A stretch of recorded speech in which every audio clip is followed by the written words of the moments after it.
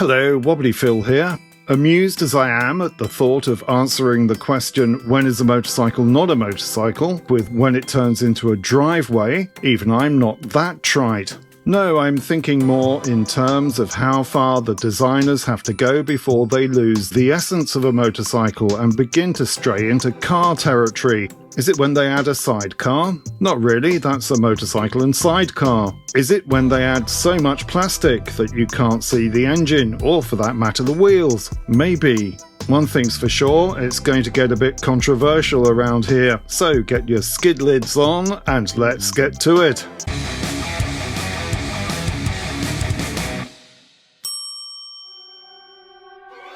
It's a slightly shorter video this week as I'm off to see the Philadelphia Philharmonic with the other two Phils. Then onto a philosophy forum in the Philippines. We're not Philistines here at Three Phils, you know. Oh no. First off, I'm not setting out to grind anybody's gears. I'm all for two-wheeled fun of any description. Whatever floats your boat, as they say. Speaking purely personally, I like traditional-looking machines, what I suppose are these days labelled naked bikes. There's the front wheel, there's the engine, and there's the back wheel. I know what I'm looking at. Not that I haven't owned sports bikes, and I'm all for tucking in behind mountains of plastic when doing insane speeds. I mean the legal limit, officer. Sidecars, however, have never been my thing. Neither have three-wheelers, although we used to have a lot of fun in my friend Phil's Bond Bug, which was technically a motorcycle, because here in the UK you could drive it on a motorcycle licence. What about trikes? Well, despite the obvious objection that they have 50% more wheels than you'd ordinarily expect on a motorcycle, why not, is what I say. Heck, I might even find myself on one in 10 or 20 years' time. But what about this? Or this? Or this? Or even this?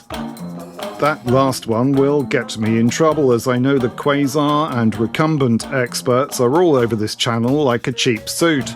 Actually, I like to think we all rub along quite well. I guess I'm just an old geezer who enjoys the sensation of the wind in his helmet. Even 50 years ago I was mocked for not liking bikes with fairings, but for me, being exposed to the elements is part of the reason that motorcycling makes me feel alive. Sure, I don't much enjoy riding across France in wet, freezing cold, so-called waterproof gear like I did a few years ago. Don't get me started, there's no such thing as waterproof gear, no matter what the adverts tell you. Neither is there any kind of facility on a ferry to dry your sodden gear out when you're caught in a thunderstorm on the A3, racing to get on your overnight rust bucket to Cherbourg. Ferry companies, please take note. Talking of travel, I have to set off on my epic trip now, but I'll be back next week with more wrinkly rider rumours, reminiscences and write-ups from 50 years of messing about on motorcycles. Meanwhile, I'll hand the debate over to you in the comments. What do you think?